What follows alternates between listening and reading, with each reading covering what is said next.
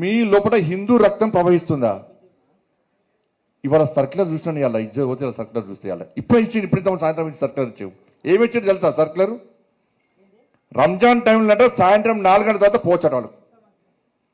నువ్వు రంజాన్కు 4 గంటల తర్వాత వాళ్ళకు ఉద్యోగాలు ఇచ్చిపెట్టి పోతే మాకు ఏమి ఇబ్బంది లేదన్నా.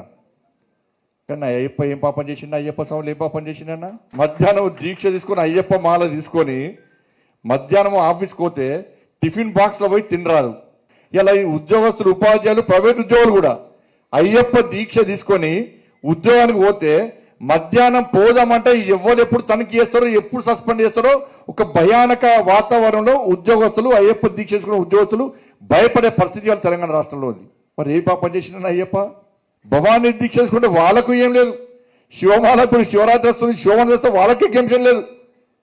మరి సర్కార్ ఒక్కరికైనా అంటే హిందువుల పరిస్థితి తెలంగాణ రాష్ట్రంలో బిడ్డ బతికేంది వాళ్ళ హిందువుల పరిస్థితి.